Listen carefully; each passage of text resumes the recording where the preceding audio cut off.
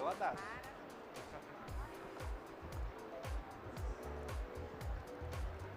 Ah, olha, eu tenho um negócio ali, né?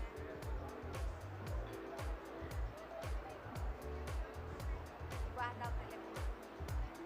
Começa direto, alguém me pode ir lá. Vai que é sua, Tafarel. O tempo é seu, o tempo é seu. Vai que é sua.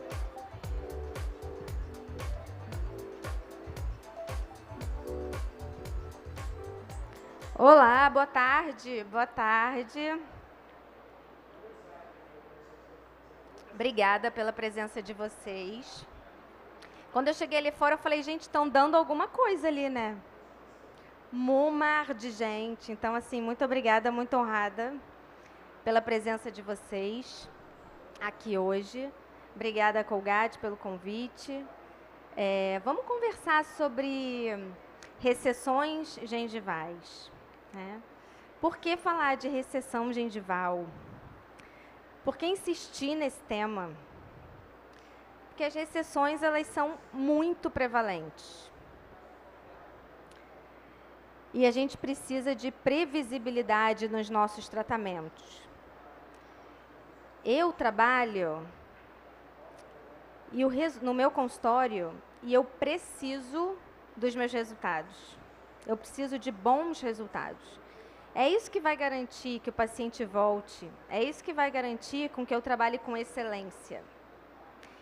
Então, em tudo que a gente faz, não só na periodontia, e eu sou periodontista, não só nessa especialidade, mas em toda a odontologia, a gente precisa, para trabalhar e entregar o melhor, e eu sempre falo para trabalhar com excelência, a gente precisa trabalhar com previsibilidade.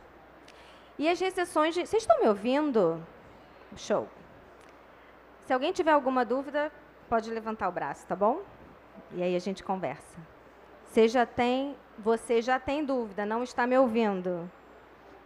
Eu vou falar mais alto, melhora? Ui, vou ter que gritar aqui hoje, então vamos embora. Então, para a gente falar de recessões gengivais, a gente vai falar, sabe por quê? Porque elas são muito prevalentes. Cerca de 85% da população hoje tem pelo menos uma recessão gengival em boca. Ah, mas o que tem? Eu tenho, não faço nada com ela, não trato, está errado. Sabe por quê? Porque as recessões gengivais, elas aumentam ao longo do tempo.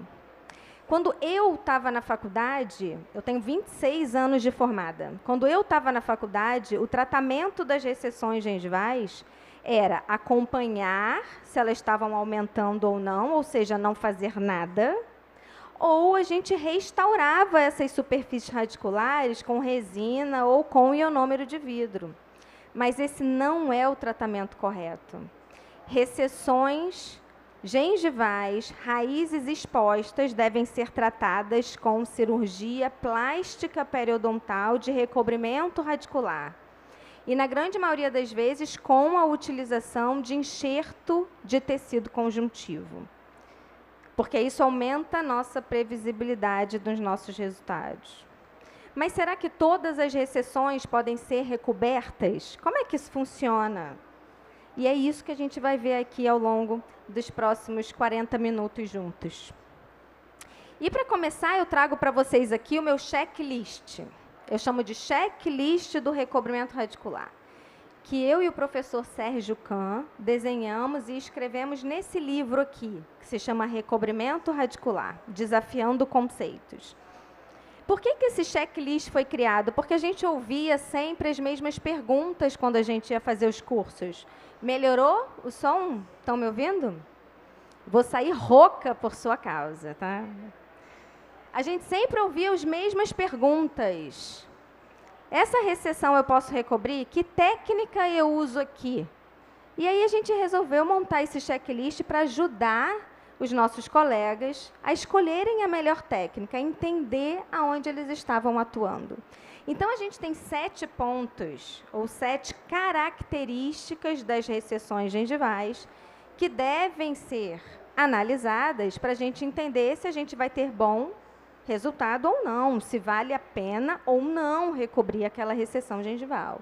E a gente vai conversar um pouquinho sobre algumas delas, porque eu não vou conseguir passar todas aqui. Então, a gente vai conversar sobre as mais importantes, as que podem realmente fazer diferença aí no dia a dia de vocês.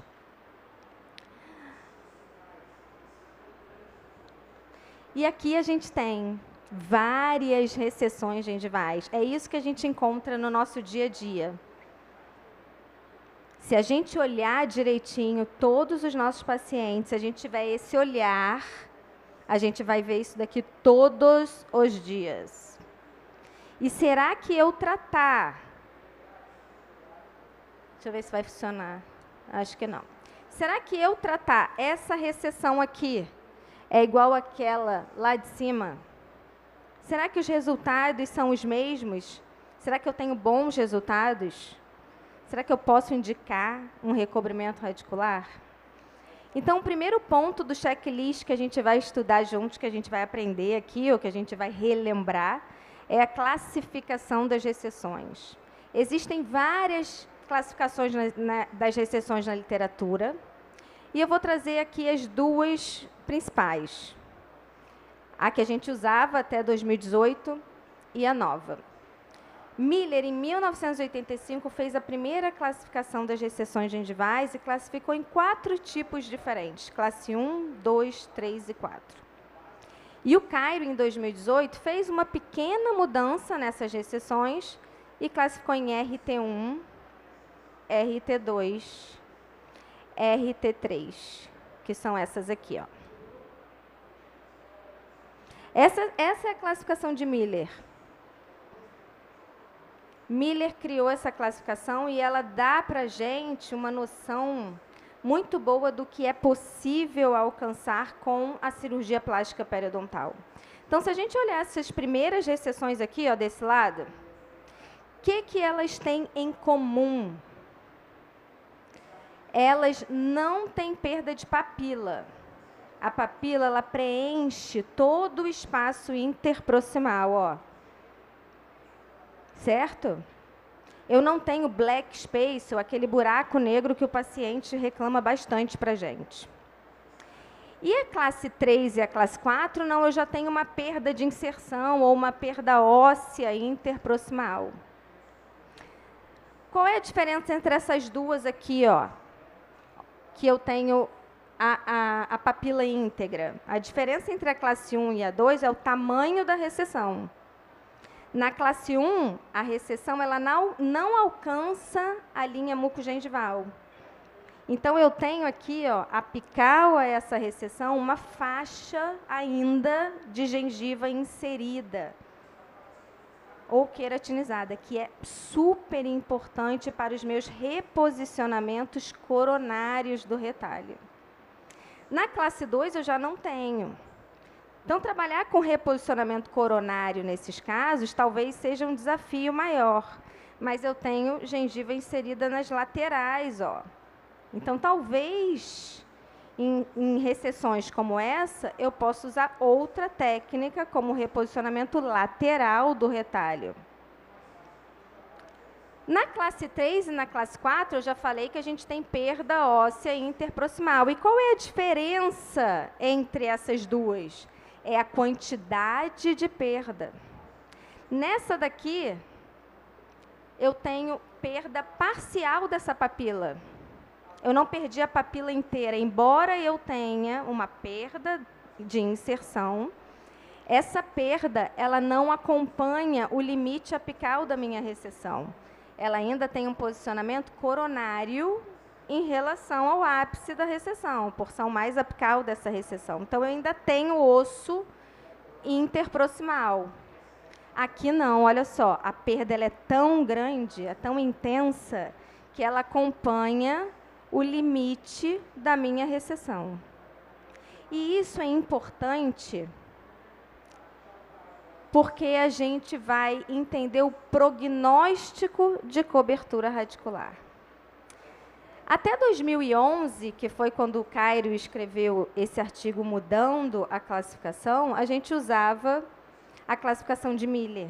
E hoje a gente usa essa classificação aqui, desde 2018, que foi quando a Academia Americana e a Federação Europeia de Periodontia adotaram essa classificação nova. Então, hoje, se vocês forem ler algum trabalho científico, é essa classificação que vocês vão ter lá. Mas o que eu fiz? Eu coloquei as mesmas fotografias, os mesmos casos, para ficar mais fácil de entender. A RT1 do Cairo, ele dividiu não em 4 tipos, agora em 3 tipos, certo? A RT1, que é o primeiro tipo do Cairo, ele juntou as classes 1 e 2 de Miller. Então, ele pegou todas as recessões sem perda de inserção interproximal e colocou tudo dentro do mesmo saco, na RT1, independente do tamanho da recessão, certo? Eu posso ter uma recessão bem rasa ou uma bem profunda. Se eu não tiver perda de papila, eu tenho uma RT1. Na RT2, eu já tenho uma perda de inserção interproximal. E essa perda de inserção interproximal, ela é o Miller classe 3, lá que eu tenho essa perda parcial. E o Cairo descreve isso da seguinte forma. Ele pede para a gente medir a distância entre a JCE, que está exposta aqui, interproximal, até o fundo do sulco. Então, a gente vai precisar da sonda periodontal. A gente vai medir essa distância. E essa distância, que é a perda de inserção, a gente tem que ser menor do que a altura da minha recessão, do que o tamanho da minha recessão. Então, eu tenho menos perda interproximal do que eu já perdi de inserção na vestibular. O que é o contrário da classe do RT2, onde a minha perda de inserção interproximal ela é maior do que a perda na vestibular, do que a minha recessão na vestibular. Alexandre, eu tenho que decorar isso. Eu acho que isso não é difícil da gente entender, principalmente se a gente quiser fazer um prognóstico do tratamento disso. E qual é esse prognóstico? Eu estou olhando para cá e tem tudo aqui, gente. A tecnologia é incrível e eu não estou aproveitando isso, Thiago. Entendeu? Eu preciso ter mais, né? Então, tem aqui, ó, RT1, RT2 e RT3. Olha que incrível. RT1, sem perda de inserção interproximal, eu consigo 100% de cobertura radicular. Então, às vezes, a gente se impressiona com o tamanho da recessão. E o tamanho, hoje, por conta das nossas técnicas cirúrgicas, por toda a literatura, por tudo que a gente já estudou, ela não importa. Não importa o tamanho da recessão. Se eu não tiver perda de inserção interproximal dos dois lados, na mesial e na distal, eu alcanço 100% de cobertura radicular. Pode ser que eu consiga isso com uma cirurgia. Pode ser que outro profissional consiga com 2, ou outro com 3, não importa. A possibilidade aqui é de 100%. Então, você pode chegar para o seu paciente com toda a certeza do mundo e falar, olha, essa sua recessão que não tem perda, você vai conseguir, a gente consegue aqui 100% de cobertura radicular. O que não acontece na RT2, que é quando eu tenho perda de inserção interproximal. E quando essa perda ela é menor do que o tamanho da minha recessão, a cobertura aqui é parcial. Aí, eu já não consigo cobertura total. Então, olhou o paciente, tem um black spacezinho pequeno, eu tenho perda, não garantam cobertura total. Não é possível a cobertura total. E na RT3, onde eu tenho muita perda de inserção interproximal, né, a previsão ela não existe. Normalmente, a gente precisa aqui de um tratamento até multidisciplinar. Posso precisar da orto para fazer um tratamento nessa região, posicionar melhor essas superfícies, esses elementos dentários. Eu posso precisar de trabalhos restauradores ou protéticos para delimitar um novo ponto de contato, mas isso é assunto para uma outra aula. Mas, muitas vezes, aqui, só com mais de uma especialidade tratando. A periodontia sozinha não faz milagre. Então, aqui, ó, o que seria cobertura parcial? Ah, olha, esse dente aqui, ele tem cobertura parcial, porque eu tenho perda de inserção aqui e perda de inserção aqui. Tá bom, mas cobertura parcial quanto? Eu vou cobrir só até aqui, só até aqui, só até aqui, só... Quanto que vai ser isso? E aí veio um ser de outro mundo, chamado professor Giovanni Zucchelli. Ele é italiano e ele é um cientista, um estudioso maravilhoso. Muito do que a gente faz hoje na cirurgia plástica, a gente deve a ele, inclusive. E ele trouxe esse trabalho em 2006, onde ele mostra qual é o percentual máximo de cobertura radicular nesses casos, onde eu tenho perda de inserção ou perda óssea interproximal. Porque assim a gente tem uma garantia maior com o nosso paciente. Porque você fala, olha, aqui eu vou cobrir parcialmente. Eu, como paciente, não ia querer fazer.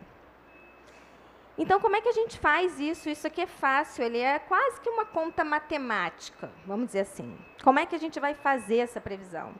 A gente vai medir a distância que eu tenho do ponto de contato até a JCE. Então, a JCE está exposta aqui, e ela vem aqui, ó, subindo na interproximal. Aonde eu vejo essa JCE na interproximal, vai ser o meu limite, onde eu vou medir essa distância. Está dando para ver? Isso eu faço com a sonda periodontal. Eu vou pegar essa medida, que vamos dizer, deu 4 milímetros na sonda, e vou passar para a ponta da minha papila, do mesmo lado. Vou lá com a minha sonda e coloco 4 milímetros. Onde terminar essa medida é o meu ponto máximo de cobertura radicular. Então, antes de fazer a cirurgia, eu já sei que eu consigo recobrir até aqui. Só que nesse caso aqui, eu tenho perdas diferentes entre a mesial e a distal. Eu tenho um lado, a mesial, com mais perda do que a distal. Então, eu preciso fazer a mesma coisa na outra interproximal. Então, eu vou medir a distância do ponto de contato até a JCE interproximal. E vou levar essa medida para a ponta da minha papila. E eu tenho um outro posicionamento. Então, o que isso me diz? Que aqui, nesse lado, nessa face, eu vou recobrir até aqui. E aqui, eu vou recobrir até aqui. Que seria mais ou menos isso aqui em verde. Certo? E aí, eu fiz essa cirurgia. Alexandra, mas você fez por quê? Você não cobriu tudo? Eu fiz porque essa paciente, ela precisava ganhar gengiva queratinizada aqui também. Então, muitas vezes, o recobrimento total não é o nosso principal objetivo. A gente precisa fazer para também ter saúde para o nosso paciente. E a gente sabe que a gengiva inserida e queratinizada, ela vai fazer com que o paciente consiga ter uma melhor higiene. Então, eu fiz essa cirurgia e olha o resultado.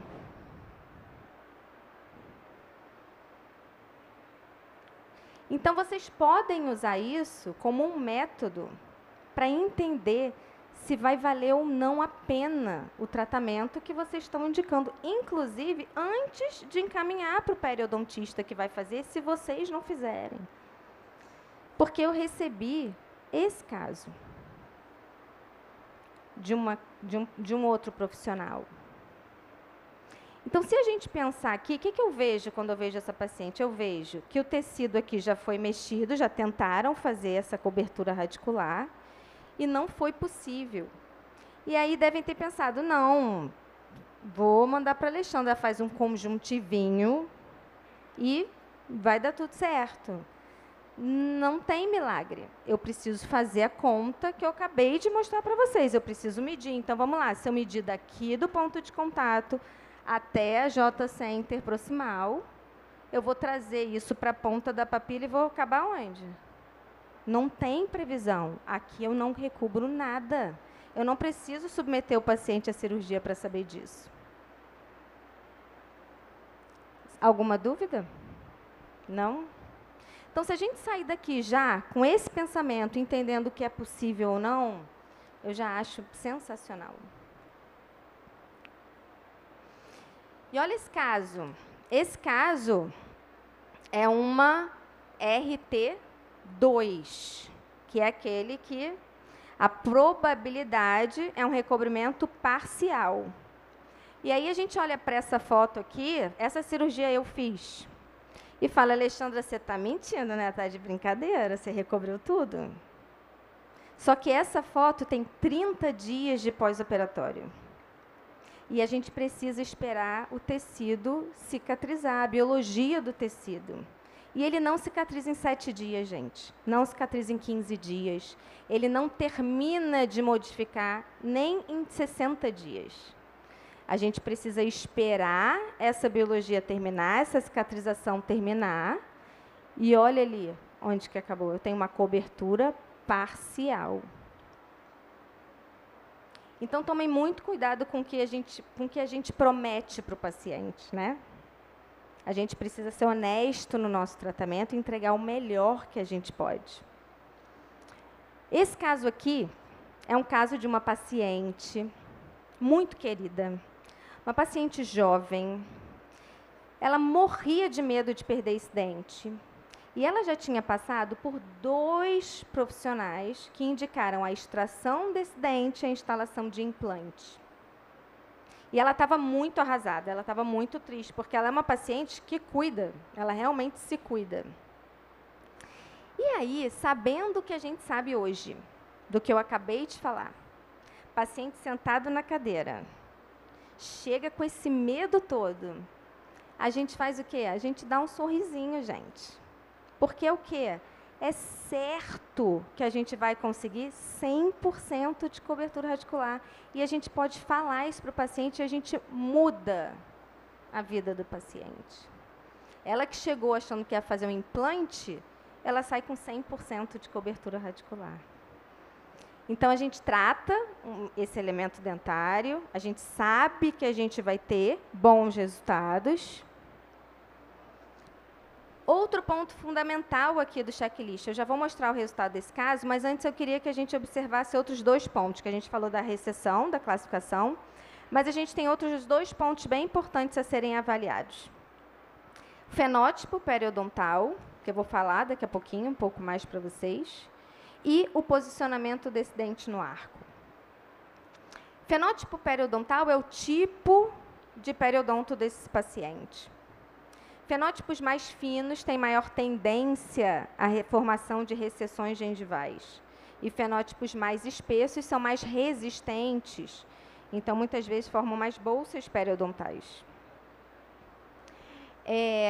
Dentes fora do arco, ou seja, dentes vestibularizados, pacientes com má oclusão, ou como esses casos aqui, antero-inferiores, dentes com torque por conta de contenção ortodôntica, e eu vou mostrar para vocês já já, também são dentes, são elementos dentários, onde a literatura diz que a gente tem piores chances, menos chances de bons resultados. Esse caso, a paciente usava contenção higiênica. Eu não sei se vocês sabem, mas a contenção higiênica é só do Brasil. Só no Brasil que existe uma contenção criada por brasileiros e só no Brasil tem essa contenção. E essa contenção, a ideia dela é muito boa, mas ela não funciona, né? Ela não funciona porque o paciente acumula biofilme da mesma maneira. E ela ainda, pela quantidade de dobras que esse fio apresenta, normalmente ela é cimentada de forma ativa. E toda contenção ortodôntica, seja ela fixa ou até removível, ela tem que ser inserida de forma passiva. Por quê? Porque se for de forma ativa, ela pode causar um torque num elemento dentário. Então, o que essa contenção aqui fez? Ela empurrou a superfície radicular para vestibular e a coroa para lingual, levando esse elemento dentário para fora do envelope ósseo, levando, então, à recessão gengival. Então, mau posicionamento dentário também precisa ser avaliado no momento da consulta inicial, quando a gente vai planejar o nosso caso. E esse é mais um caso com mau posicionamento dentário. E aqui eu tenho uma tomografia. Olha isso aqui, uma tomografia onde a gente mostra o elemento dentário já com a metade da sua extensão vestíbulo-lingual para fora do envelope ósseo. E quando a gente vê esse corte aqui, a gente vê que esse elemento não tem nenhum osso na vestibular. Ele tem uma deiscência óssea que já alcançou o ápice do elemento dentário. Esse caso é o caso dessa minha paciente. Olha a tomografia dela. Aqui. Parece que o dente está colado aqui só, né? Parece que colaram esse dente só ali, naquela superfície óssea. Ela não tem osso nenhum na vestibular. E isso não impede o nosso tratamento. E aí a gente faz cirurgia plástica periodontal com enxerto de tecido conjuntivo para mudança do fenótipo periodontal. E recobrir, não gostou, né, da imagem, ela está assim para mim, ó. A única não dentista está olhando a cirurgia, ela fez uma... Gente, eu vejo tudo daqui, tá? Eu olho para todo mundo, sabe? Ela fez uma cara de eca, muito boa. Tadinha, né, gente? Então, aqui, ó, a gente tem cobertura radicular com enxerto de tecido conjuntivo. Não vou falar de técnicas, existem muitas técnicas. O que eu quero mostrar para vocês é o que a periodontia pode fazer. Pós-operatório imediato. Aqui a região do palato, que é a região, na grande maioria das vezes, que a gente escolhe como área doadora desse enxerto de conjuntivo. E o pós-operatório com 6 meses. Sabe o que eu fiz com essa paciente? Eu encaminhei ela de volta para orto. Para quê? O dente não estava fora do envelope ósseo? Então, vamos voltar com o dente, o máximo que a gente puder, para dentro do envelope ósseo, para a gente evitar que essa paciente tenha recidiva. Então, ela fez ortodontia com alinhador. A gente conseguiu, a gente não, o ortodontista conseguiu essa movimentação, incluir... né, entrar um pouco, né, com esse dente não entra muito mais do que isso, mas isso já muda radicalmente o posicionamento da superfície radicular. E a gente tem aí, ó, um acompanhamento de 4 anos de pós-operatório, com tecido saudável, com a margem estável, e com a paciente que, quando ela vai no consultório, agora ela pergunta, eu nem lembro qual é o dente. Esse pesadelo já passou. E aí a gente vem para o outro ponto, que é o fenótipo, porque eu já falei um pouco do fenótipo periodontal aqui, e para quem não sabe o que é fenótipo periodontal, é o tipo de periodonto do paciente.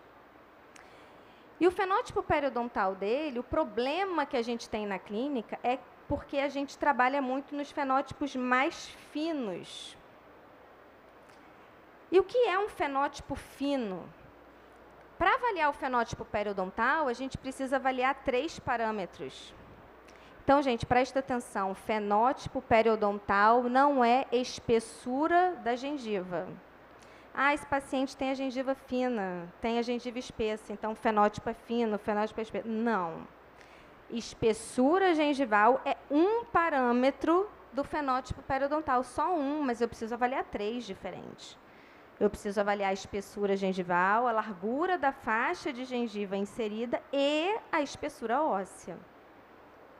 Com todas essas informações, aí sim eu posso classificar se meu paciente é fino, é intermediário ou é espesso. E os fenótipos finos são o nosso grande problema para manipular, para melhores resultados. E as recessões gengivais, que a gente está falando aqui delas, elas acontecem muito mais nos pacientes com fenótipo fino. Só para vocês terem uma ideia, a espessura gengival de um paciente com fenótipo fino vai variar de 0,4 a 0,5 milímetros. É a metade, gente, do primeiro tracinho da sonda periodontal. Essa é a espessura do tecido desses pacientes. E a gente, quando vai fazer uma cirurgia nesses pacientes, a gente ainda divide esse retalho, com menos de 0,5 milímetro, muitas vezes. Aqui a gente tem algumas características e algumas consequências da nossa manipulação nesses fenótipos diferentes. Então, o periodonto espesso, ele é mais estável, ele é mais resistente ao trauma, à injúria. Eu digo que ele até aguenta um certo desaforo da gente, mas o fenótipo fino, não. Ele é mais friável, mais delicado. A margem gengival é instável durante a cicatrização. Então, no fenótipo fino, não adianta querer correr para moldar, fazer clareamento depois de um aumento de coroa clínica, por exemplo. Tem que esperar, porque a margem vai mudar de posição.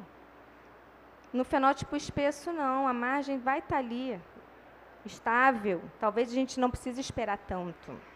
Então, a gente precisa entender de fenótipo, porque isso muda a nossa clínica. Enxerto de tecido conjuntivo. Esse é o nosso padrão ouro nos recobrimentos e nos tratamentos das recessões gengivais. E o que ele faz? Por que ele é tão queridinho assim, né? Por que a gente ama tanto o enxerto de tecido conjuntivo? Porque ele modifica o fenótipo do paciente. Então, eu acabei de falar para vocês que o fenótipo mais fino tende às recessões gengivais. Então, quando eu faço uma cirurgia e eu coloco um enxerto de conjuntivo, o que eu estou fazendo é mudando o fenótipo do meu paciente. Eu estou fazendo com que naquela região o paciente deixe de ter um fenótipo fino e passe a ter um fenótipo mais espesso. Porque o enxerto de tecido conjuntivo, ele muda 2 dos parâmetros que eu mostrei para vocês do fenótipo. Ele muda a espessura gengival e ele muda a quantidade ou a largura de faixa de gengiva queratinizada. Então, olha essa recessão. Pela classificação, a gente já sabe, as papilas estão íntegras, então a possibilidade de cobertura perfeita. Então, a gente faz uma cirurgia aqui, a gente não tem a gente não tem dúvida de que a gente vai ter um bom resultado. E o mais interessante aqui é que eu aumento, além de recobrir, eu aumento a faixa de gengiva queratinizada e eu aumento a espessura desse tecido. Isso me garante estabilidade da margem, do posicionamento da margem a longo prazo. A gente tem hoje trabalhos de 25, 30 anos na literatura de acompanhamento desses resultados com boa previsibilidade.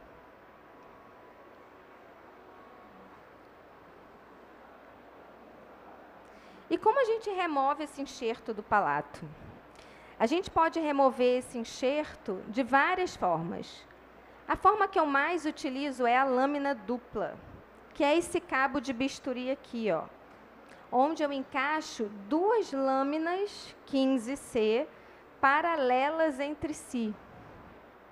E essas lâminas, esse cabo, faz com que eu consiga remover do palato um enxerto, todo ele na mesma espessura, que é a espessura que a gente usa, de 1 milímetro sobre dentes. Eu não preciso ter enxertos mais largos, mais espessos do que isso.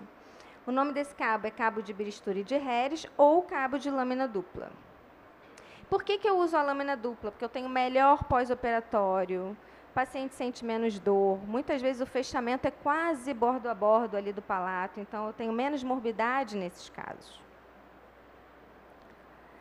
Só que quando eu removo esse enxerto, eu preciso tomar cuidado, porque sempre vem uma porção de epitélio que eu preciso descartar.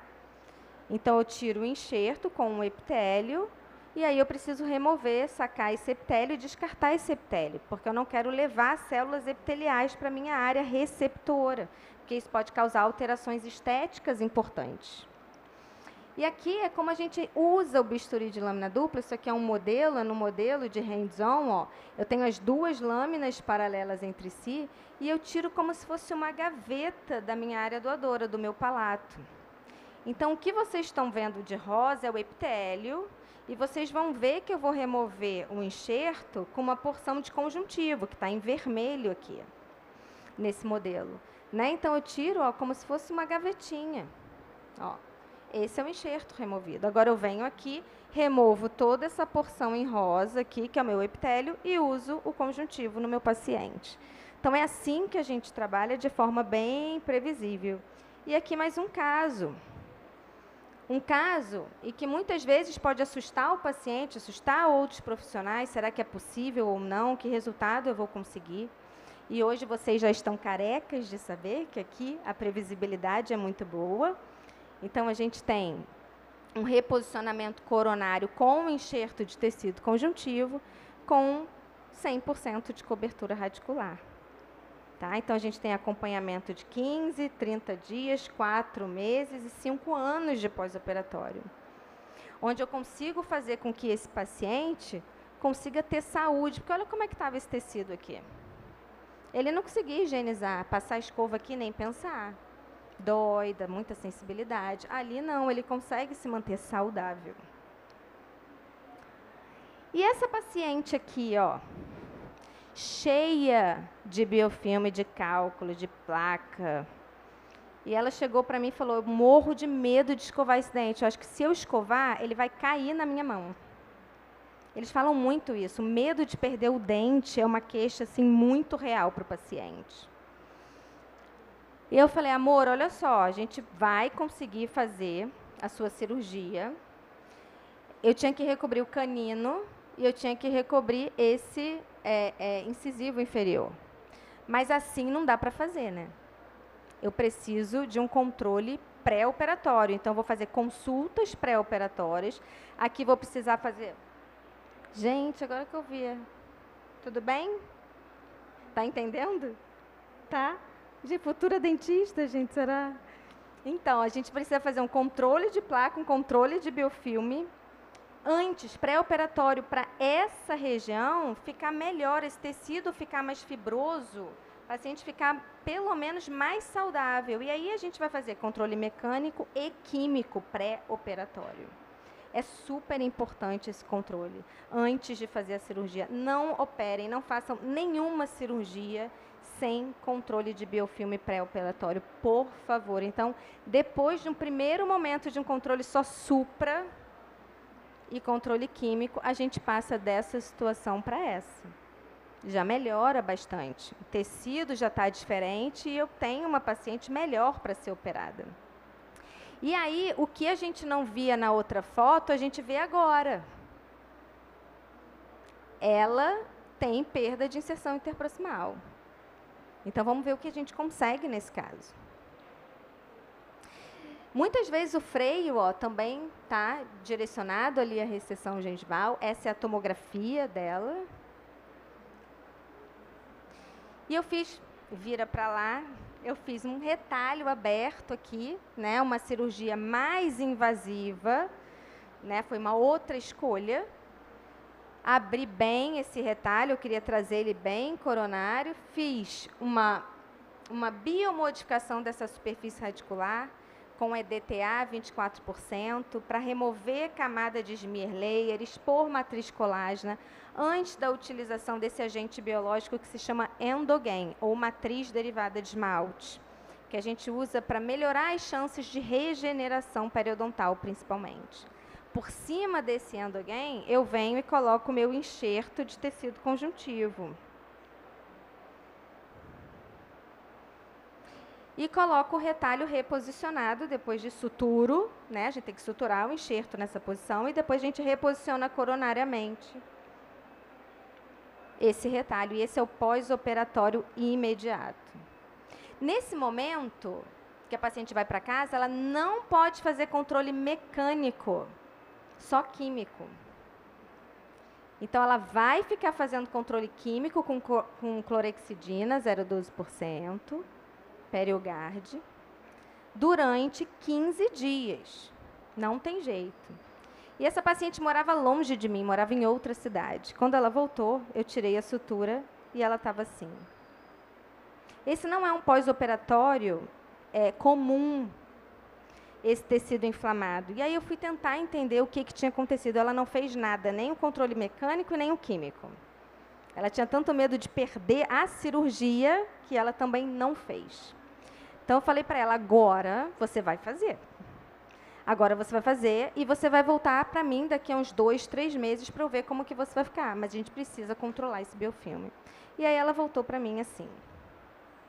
Então, olha como o controle é importante do biofilme. né? Então, ela cicatrizou assim, a gente tem uma cobertura parcial, certo? A gente tem cobertura total no canino, parcial no incisivo. E eu tenho uma gengiva inserida aqui, ó, um ganho de gengiva inserida que vai fazer com que ela se mantenha saudável. Isso é muito importante. Depois eu até fiz outra cirurgia nela, que como ela teve esse contratempo de não fazer o controle químico, eu acho que eu perdi um pouco do resultado, então eu fiz mais um procedimento só nesse elemento, para a gente terminar, então, com esse resultado. Tá? Então, eu queria trazer para vocês o que a periodontia consegue fazer para que vocês entendam, né, o que a cirurgia plástica pode.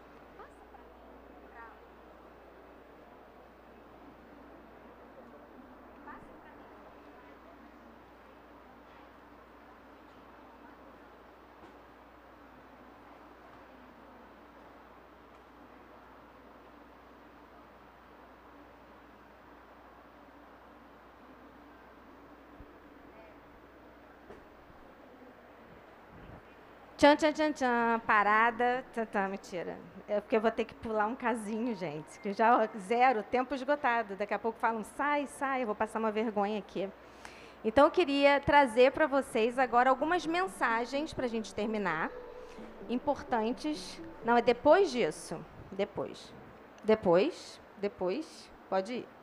Aí, isso aí, tá ótimo. Queria trazer algumas mensagens para a gente terminar a nossa apresentação de hoje, para vocês não esquecerem.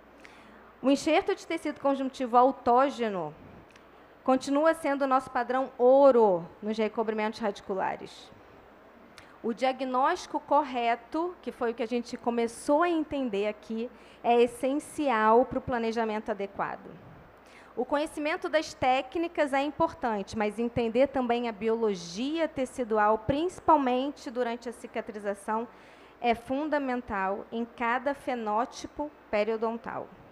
As cirurgias plásticas periodontais exigem treinamento contínuo. A curva de aprendizagem é longa. E hoje não precisamos tratar somente as sequelas periodontais, ou seja, as recessões. A gente pode também modificar, a gente pode tentar modificar o fenótipo do paciente antes que ele apresente as recessões gengivais. Bom, antes de terminar, eu queria agradecer a presença de todos aqui. Muito obrigada por essa tarde. Eu não sei se alguém tem dúvida, mas meus contatos estão aqui, se vocês precisarem entrar em contato comigo, fiquem à vontade, viu? Muito obrigada a todos e bom congresso para vocês. Pessoal, não se levantem ainda para a entrega dos brindes. A partir da primeira fileira do lado esquerdo, já podem levar